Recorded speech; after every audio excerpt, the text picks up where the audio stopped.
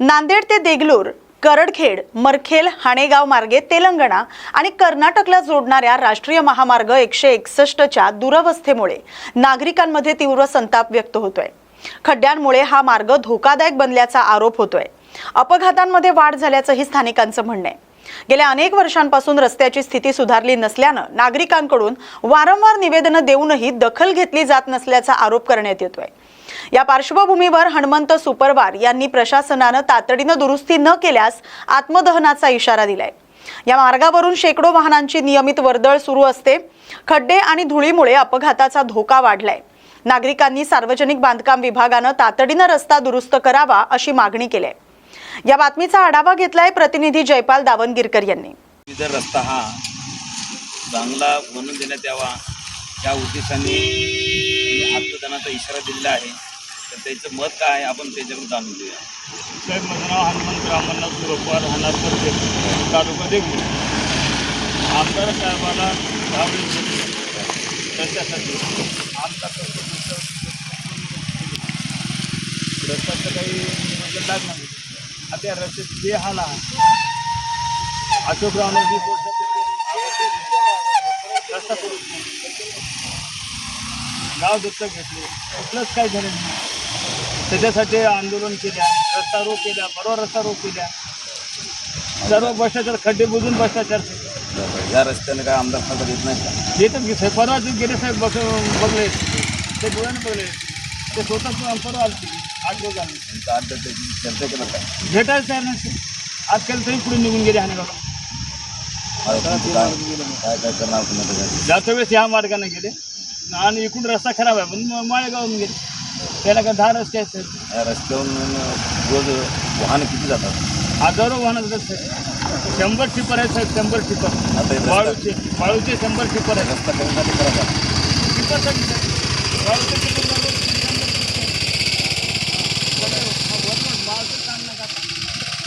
सगळं फुल एकदम आणि सगळं अधिकाऱ्याला माहीत आहे। आता ह्याच्यावर निर्णय सर हातात आला। आता बोर्ड चांगली होती ते तसंच करावं। वाळूकडून दररोजच हा पिकाच्या गाड्या आहेत ते आहेत, ते सुद्धा परेशान आहेत साहेब। तुमचं कुणा आमदार आहे की नाही म्हणजे तर त्या नांदेडून उमेदवारासाठी म्हणून विचारला जातात तसेच काय अडचण? तिथं काय अडचण साहेब? रस्त्याचं अडचण आहे। हां, रस्त्याचं अडचण आहे, रोड रुंदीकरण नाही, काहीच नाही, खड्डेचे खड्डे आहेत। या रेतीमुळे जास्त रोड असल्यामुळे रेतीच्या रोडमुळे झालं साहेब सर। हां, आता एक खड्डा बुजल्यावर राहते का साहेब? याकडे प्रशासनानं काही लक्ष दिलंच नाही। त्याच्यासाठी मी 16 तारखेला आत्मदहन करणार। केंद्र सरकारच्या प्रधानमंत्री उज्ज्वला योजना अंतर्गत गॅस पुरवठ्याच्या अडचणींमुळे पुणे जिल्ह्यातील पाईत परिसरातील ठाकर समाजातील महिलांना पुन्हा एकदा चुलीवर अवलंबून राहावं लागते, असं चित्र आता समोर आलंय। गॅस सिलेंडरचे वाढलेले दर आणि पुरवठ्यातील अडथळ्यांमुळे लाभार्थी महिलांना अडचणींचा सामना करावा लागतोय। केवायसी प्रक्रिया पूर्ण करूनही अनेकांना तांत्रिक कारणांमुळे गॅस मिळत नसल्याच्या तक्रारी करण्यात येत आहेत। यामुळे काही ठिकाणी काळ्या बाजारातून सिलेंडर मिळत असल्याचा आरोपही होतोय। स्वयंपाकासाठी पुन्हा लाकूड फाटा वापरावा लागत असल्यानं महिलांच्या आरोग्यावर परिणाम होत असून श्वसन आणि डोळ्यांचे विकार वाढत असल्याचं स्थानिकांचं म्हणणं आहे। या पार्श्वभूमीवर योजनेचा नियमित आणि सुरळीत पुरवठा व्हावा अशी मागणी लाभार्थ्यांकडून करण्यात येते। हे गॅस आहे ना 4-5 महिने झाले बंद आहे, भेटतच नाही। कार्ड तुमचं कोणतं कार्ड आहे तुमच्याकडे? उज्ज्वलाचे प्रधानमंत्री उज्ज्वला योजना आहे, ते कार्ड आहे, तर ते आम्हाला भेटतच नाहीये। तर तो दुकानवाला गेला पळून आणि मग आम्ही पुन्हा मागायचं, हे दिलंय नाही नावाला पुस्तक। मग तुम्हाला गॅस 4-5 महिने गॅसच नाही? गॅसच नाही, आम्हाला दानच खायला लागते निवड। त्याला गॅस तर भेटला पाहिजे आणि काढा कुडाही भेटला पाहिजे ना। जंगलात गेलं तर तिकडे आम्हाला जंगलात गेलं तर फॉरेस्ट आहे, कुठून आणायचं सरपंच? म्हणजे तुम्हाला सरपणावरती पण स्वयंपाक करता येणार की नाही? गॅसही भेटणार नाही आणि पाणी भेटत नाही, मैदान कोरडं खायचं। आम्हाला आहे ना गॅसची टाकी भेटतच नाहीये, तर आम्हाला असं वाटतंय का आम्हाला गॅस भेटावा म्हणून. जर नाही भेटला तर आम्ही मोर्चा घेऊन तहसील कार्यालयात येऊ. आम्हाला असं वाटतंय आम्हाला टाकी भरून भेटलीच पाहिजे. नाही भरून भेटले तर आम्ही आंदोलन घेऊन येऊ. म्हणजे तुम्ही कार्यालयावरती आंदोलन करणार, तुमची दखल घेतली नाही तर. हा, दखल नाही घेतली सरकारने तर आम्ही तिथं डायरेक्ट याच्यामध्ये येऊ, मोर्चा घेऊ. चालेल. तुम्हाला या ठिकाणी गॅस वगैरे भेटतोय का? नाही, आम्हाला नाही भेटत. गॅस का भेटत नाही? ते म्हणतात काय 100 रुपयावाला उज्ज्वलाचं पुस्तक बंद झालंय, तुम्हाला इथं गॅस भेटतच नाही. आणि पाईटला गेलं ना, पाईटला येतातच म्हणत यात. म्हणजे उज्ज्वलाच्या पुस्तकावरती गॅस तुम्हाला भेटत गॅस भेटत होता पहिला इथं, पण ते लाडकी बहीण योजना आली ना, तेव्हा ते नाही का गॅसचं काही निघालं होतं, तेव्हापासून आम्हाला इथं देतेच नाही. ते केवायसी करायला सांगितलं होते, तर तेव्हा आम्ही गेलो होतो पाईटला, तर तिथे केवायसी केले. ते इकडे ट्रान्सफर करतेच ना असं पुस्तक म्हणतात का उज्ज्वलाचं पुस्तक बंद झालंय. आता तुम्हाला गॅस नाही तर मग तुम्ही स्वयंपाकाची सोय कशी करता?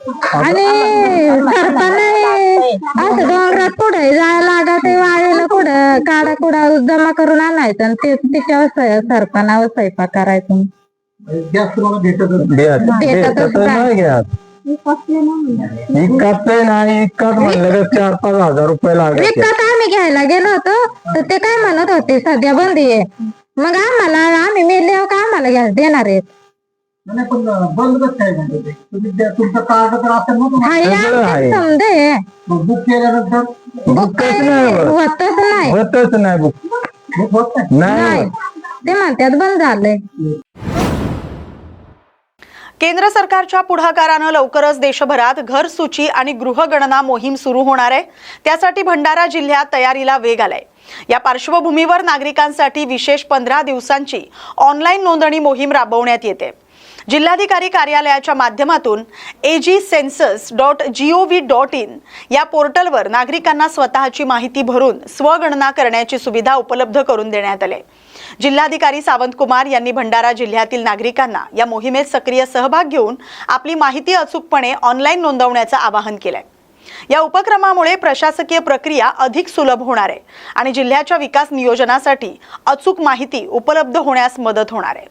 नमस्कार, मी कलेक्टर भंडारा सावंत कुमार. आता सेन्ससचे 1 ते 15 दरम्यान आपल्याला सेल्फ इन्युमरेशन म्हणजे स्वगणना जे आहे ते करायचे आहे भंडाराचे सर्व नागरिकांना. तर हे जे आहे आपल्यासाठी एक पोर्टल दिलेले आहे, यामध्ये se.census.gov.in आपल्याला हे पोर्टलवर रजिस्टर करायचे आहे OTP मार्फत.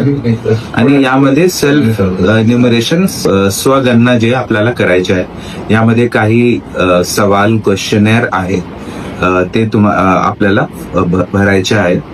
आणि हे फक्त 15 दिवसच्या हे मोहीम आहे. 15 दिवस मध्ये सर्व भंडारा वासीला माझं आव्हान आहे आणि प्रत्येक जे आपला पब्लिक रिप्रेझेंटेटिव्ह आहे त्यांना पण आव्हान आहे की तुम्ही या पोर्टलवर रजिस्टर करून आणि आपला जे स्वगणना आहे तुम्ही यावर करून घ्यावे. थँक्यू. भंडारा जिल्ह्यात एप्रिल महिन्यापासून तापमान 42 ते 43 अंश सेल्सिअस पर्यंत वाढल्यानं नागरिकांना दिलासा देण्यासाठी शासनानं 3 महिन्यांचं एकत्रित रेशन देण्याचा निर्णय घेतला होता. मात्र अद्याप अनेक स्वस्त धान्य दुकानांपर्यंत धान्य पोहोचलं नसल्यानं लाभार्थ्यांमध्ये नाराजी व्यक्त होते. उन्हाळ्यात दर महिन्याला दुकानात जाण्याचा त्रास टाळण्यासाठी ही योजना राबवण्यात आली होती. परंतु एप्रिल महिना संपूनही पुरवठा न झाल्यानं रेशन दुकानदार आणि कार्ड धारकांनी संताप व्यक्त केलाय. पुरवठा विलंबामुळे योजना अंमलबजावणीत अडथळे निर्माण झालेत आणि प्रशासनानं तातडीनं वितरण प्रक्रिया पूर्ण करावी अशी मागणी आता होते. वेळेत धान्य मिळेल का याबाबत नागरिकांमध्ये संभ्रमाचं वातावरण निर्माण झालंय. राज्यात थॅलेसेमिया निर्मूलनासाठी सुरू असलेल्या थॅलेसेमिया मुक्त महाराष्ट्र मोहिमेला अधिक गती देण्यासाठी 1 ते 8 मे 2026 या कालावधीत संकल्प सप्ताह राबवण्यात येणार आहे. या उपक्रमामुळे प्रतिबंध, तपासणी आणि जनजागृतीवर विशेष भर दिला जाणार आहे. या संदर्भात सार्वजनिक आरोग्य आणि कुटुंब कल्याण राज्यमंत्री मेघना बोर्डीकर यांनी आरोग्य भवन मुंबई इथं झालेल्या बैठकीत राज्यभर प्रभावी अंमलबजावणीचे निर्देश दिलेत.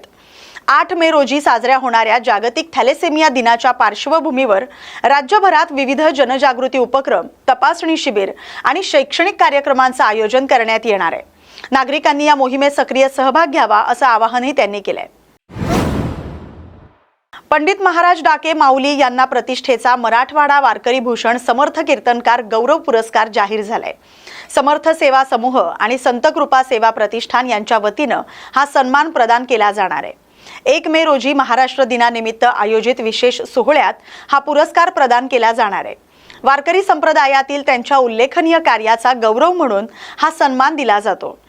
पंडित महाराजांनी पाकिटमुक्त कीर्तन ही संकल्पना रुजवत कीर्तन परंपरेत सामाजिक प्रबोधन आणि पारदर्शकतेचा संदेश दिलाय. तसंच प्लास्टिक मुक्त सप्ताह आणि ज्ञानेश्वरी सप्ताह यांसारख्या उपक्रमातून त्यांनी पर्यावरण आणि संस्कृती संवर्धनाचं कार्यही केलंय. त्यांच्या या सातत्यपूर्ण सेवाभावी कार्यामुळे वारकरी परंपरेला नवे सामाजिक परिणाम मिळाल्याचं मत व्यक्त केलं जातंय. या सन्मानामुळे त्यांच्या कार्याला व्यापक मान्यता मिळणार आहे. टायसन या परभणी पोलीस दलातील श्वानानं नागपूर इथं झालेल्या 69व्या अखिल भारतीय पोलीस कर्तव्य मेळाव्यात सुवर्ण पदक पटकावून जिल्ह्याचा गौरव वाढवलाय. या उल्लेखनीय कामगिरीबद्दल टायसनसह त्याचे हँडलर पोलीस हवालदार रामचंद्र जाधव आणि पोलीस अंमलदार सादिक पठाण यांचा पोलीस अधीक्षक रवींद्रसिंह परदेशी यांच्या हस्ते सत्कार करण्यात आला. यावेळी सहाय्यक पोलीस अधीक्षक जीवन बेनीवाल, अपर पोलीस अधीक्षक सूरज गुंजाळ तसंच इतर अधिकारी आणि कर्मचारी उपस्थित होते. टायसनच्या यशामुळे पोलीस दलाच्या कार्यक्षमतेचं आणि प्रशिक्षणाचं कौतुक होतंय. केज तालुक्यातील शिरूर घाट इथं बुधवारी डॉक्टर बाबासाहेब आंबेडकर यांची 135वी जयंती मोठ्या उत्साहात साजरी करण्यात आली. सकाळी त्यांच्या प्रतिमेला दीप प्रज्वलन, पुष्पहार अर्पण करून ध्वजारोहण करण्यात आलं. यानंतर सामूहिक त्रिशरण पंचशील घेऊन अभिवादन करण्यात आलं. सायंकाळी गावातून भव्य मिरवणूक काढण्यात आली.